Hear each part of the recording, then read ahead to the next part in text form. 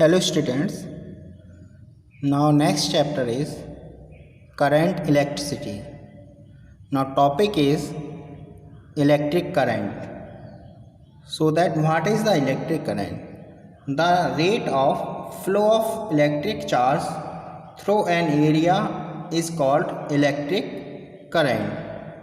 The rate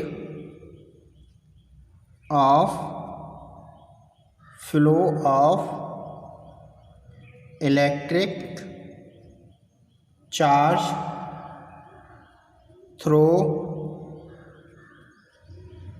an area is called electric current.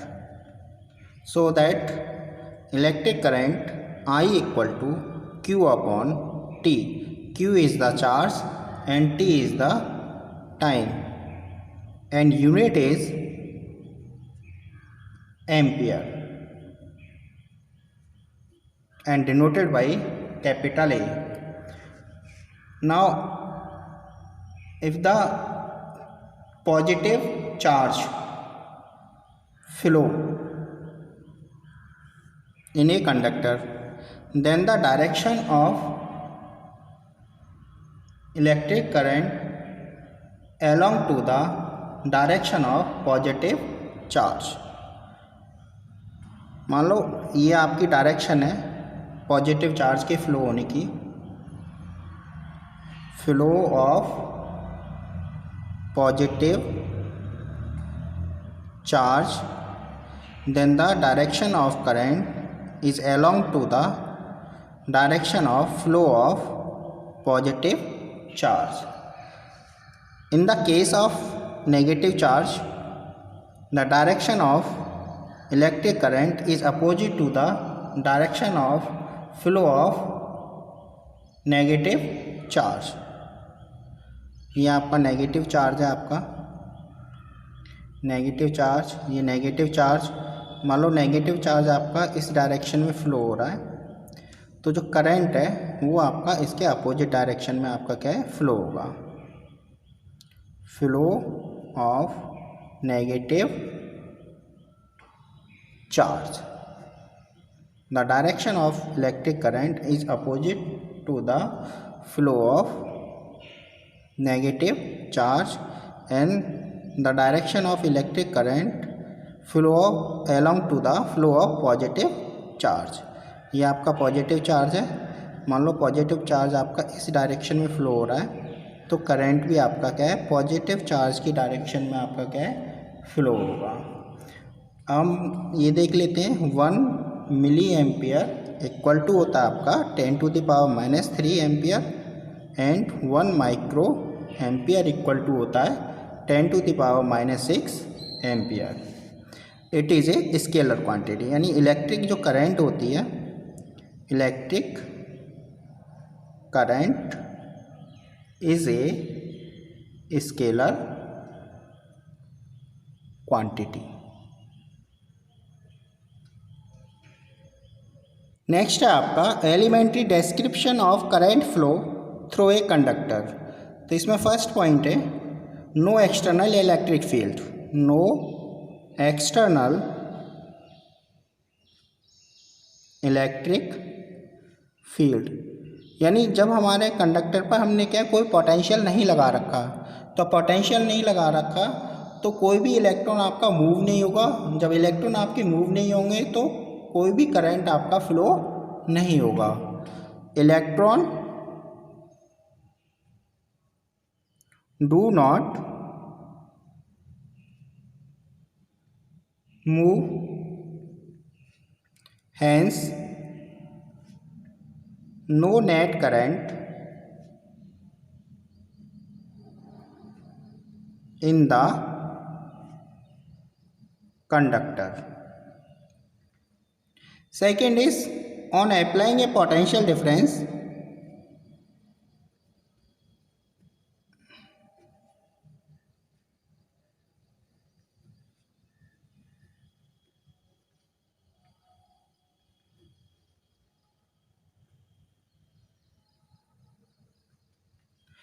जब हम क्या है पोटेंशियल हम क्या अप्लाई कर देते हैं, तो पोटेंशियल जैसे ही अप्लाई करेंगे इलेक्ट्रिक फील्ड आपका क्या प्रोड्यूस हो जाएगा और इलेक्ट्रॉन आपके क्या है मूव होना शुरू कर देते हैं। तो इलेक्ट्रॉन जो आपके मूव होते हैं तो आपका करंट फ्लो होना क्या हो जाता है, शुरू हो जाता है। On applying A potential an electric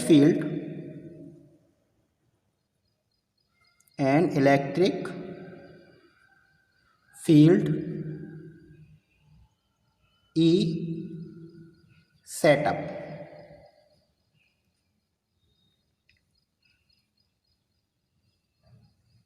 So that the electron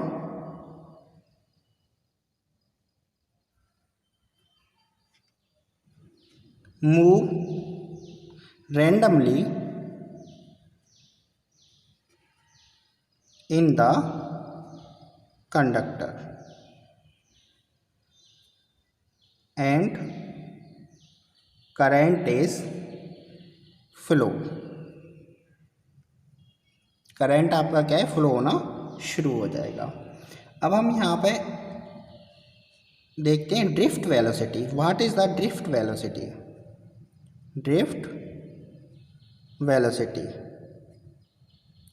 तो ड्रिफ्ट वेलोसिटी को हम डिनोट करते हैं वीडी से। तो ड्रिफ्ट वेलोसिटी को हम समझ लेते हैं। मान लीजिए ये आपका क्या है कोई कंडक्टर है और इस कंडक्टर पे हमने क्या है दोनों एंड्स के बीच में हमने क्या है पोटेंशियल अप्लाई किया है। इसको हमने एक बैटरी से क्या कर दिया, कनेक्ट कर दिया, पॉजिटिव टर्मिनल और ये नेगेटिव टर्मिनल हो जाएगा आपका। तो जो इलेक्ट्रॉन है वो आपके इलेक्ट्रॉन मूव करेंगे नेगेटिव टू पॉजिटिव। ये आपका पॉजिटिव टर्मिनल हो गया, ये नेगेटिव टर्मिनल हो गया। तो ये नेगेटिव से यानी नेगेटिव से पॉजिटिव की ओर आपके क्या इलेक्ट्रॉन मूव करेंगे। तो सबसे पहले हम देख लेते हैं कि अभी हमने क्या इलेक्ट्रिक पोटेंशियल हमने क्या अप्लाई नहीं किया। तो जब हमारा पोटेंशियल अप्लाई नहीं किया तो जो इलेक्ट्रॉन है, ठीक है, वो इलेक्ट्रॉन आपके क्या होंगे रेंडमली आपके मोशन करते हैं फ्री इलेक्ट्रॉन। मान लो ये आपके 1 to x पाथ इन्होंने क्या है कंसीडर किया। अब हमने जैसे ही इसमें पोटेंशियल अप्लाई किया यानी इलेक्ट्रिक फील्ड लगा, तो इलेक्ट्रिक फील्ड लगने से इसका पाथ हमारा क्या है चेंज हो जाता है और ये दूसरे पाथ से आपके क्या है मूव होना शुरू कर देते हैं। मान लो ये आपके क्या है 1 to x डैश इन्होंने न्यू पाथ आपका फॉलो किया on the applying the potential difference. तो जो x डैश है, x डैश जो डिस्टेंस है, इस डिस्टेंस को हम बोलते हैं ड्रिफ्ट। इसको हम क्या बोलते हैं ड्रिफ्ट। तो ये जो आपका है x डैश ये आपका क्या बोला जाएगा drift. So that the net drift covered per second is called drift velocity. The net drift covered per second is called drift velocity. Other way में हम इसको ऐसे भी हम डिफाइन कर सकते हैं, the average velocity attained by charged particles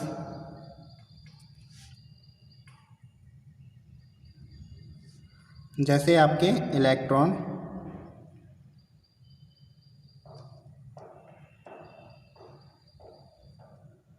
in a material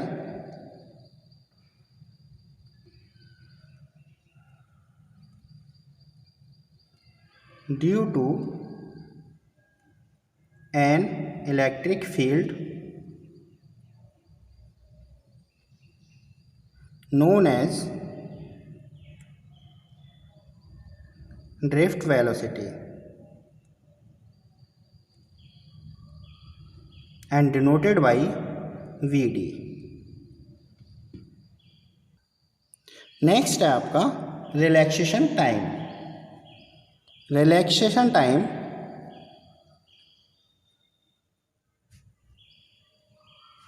is the gap between two successive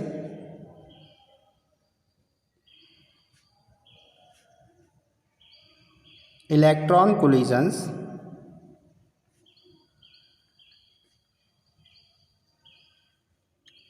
in a conductor।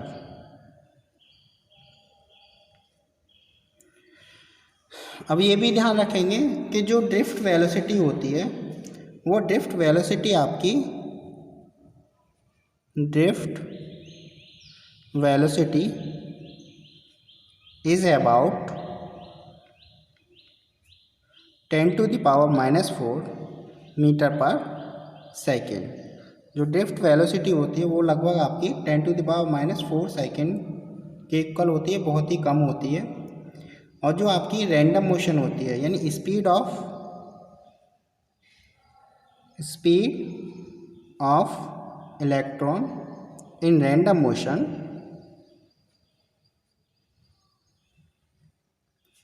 Is 10⁵ to 10⁶ metre per second. Now Ohm's law। We are studying in 10th class। According to this law, if physical conditions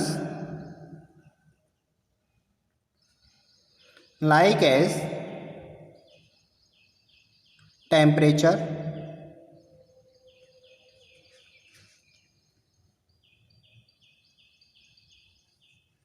etc.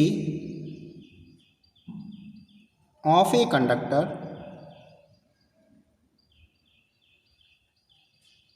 does not change, then the current flowing through it is directly proportional to the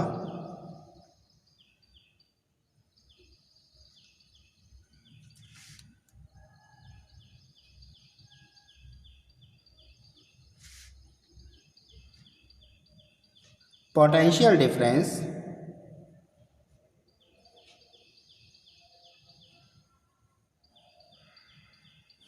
applied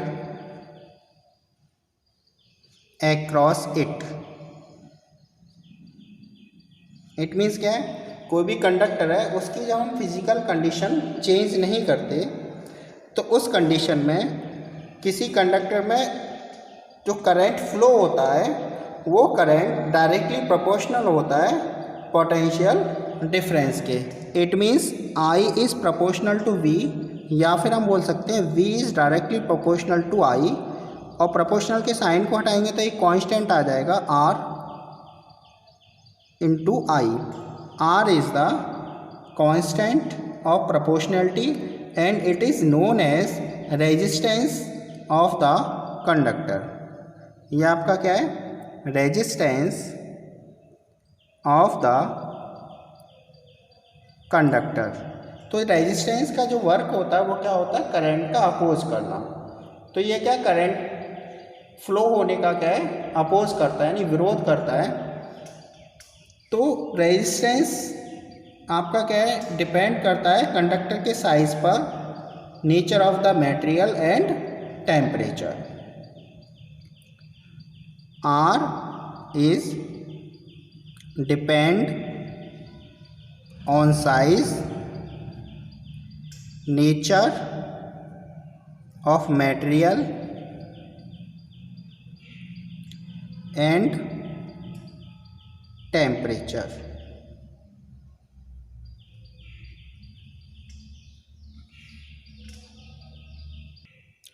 जब हम किसी conductor के लिए V और I के बीच में जो graph draw करते हैं वो हमेशा क्या है, एक स्ट्रेट लाइन हमें क्या है फाइंड होता है.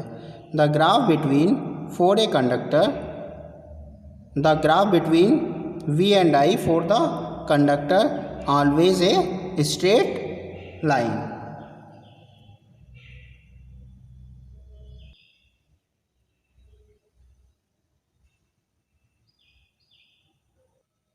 नेक्स्ट है आपका conductance. The reciprocal of resistance is called conductance. The reciprocal of resistance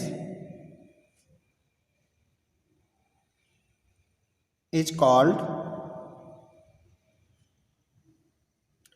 conductance and it is denoted by capital G, so that conductance G equal to 1 upon R and unit is mu or Siemens.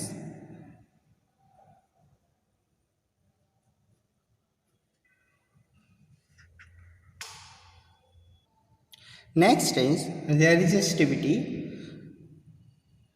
so that we know that resistance of a conductor is depend on, it is directly proportional to the length of the conductor and it is inversely proportional to the cross sectional area of the conductor, so that R is proportional to the L upon A. Now remove the sign of proportionality. There is a constant rho, so R equal to rho L upon A. Here rho is known as resistivity or specific resistance. Here rho is called resistivity or specific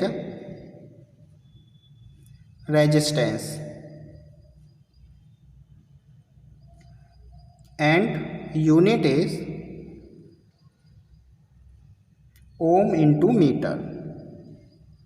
Ohm into meter.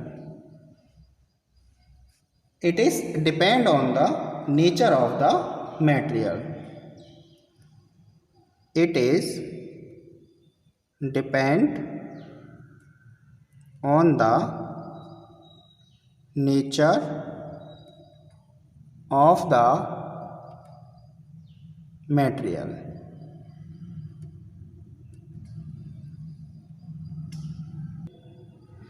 Now conductivity.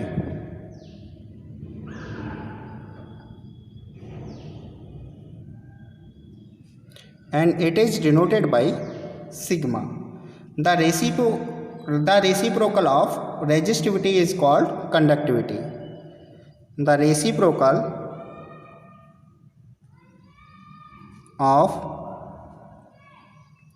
resistivity is called conductivity. So that conductivity sigma equal to 1 upon rho, it means sigma equal to 1 upon R A upon L, it means sigma equal to L upon R A, and the unit is ohm inverse meter inverse, and unit is ohm inverse meter inverse. Next है आपका linear और ohmic circuit.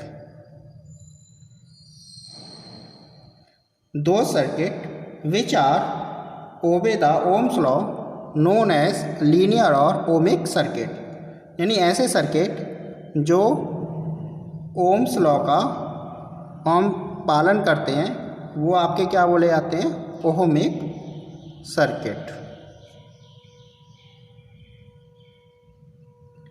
For the ohmic circuit the graph between V and I always a straight line। Next है आपका non ohmic circuit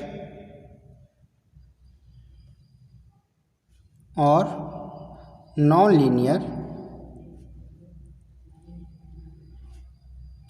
circuit. For this circuit they are do not obey the Ohm's law, यानी do not obey Ohm's law, यानी ऐसे circuit जिनमें Ohm's law आपका follow नहीं होता वो आपके सर्किट नॉन ओहमिक सर्किट बोले जाते हैं या फिर नॉन लीनियर सर्किट बोले जाते हैं। फॉर एग्जाम्पल लैंप फिलामेंट,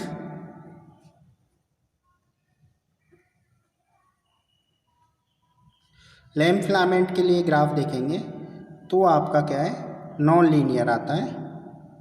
तो ये आपका ग्राफ है लैंप फिलामेंट के लिए V और I के बीच में। दूसरा आपका जंक्शन डायोड के लिए, जंक्शन डायोड, इसके लिए भी आपका ग्राफ नॉन लीनियर होता है।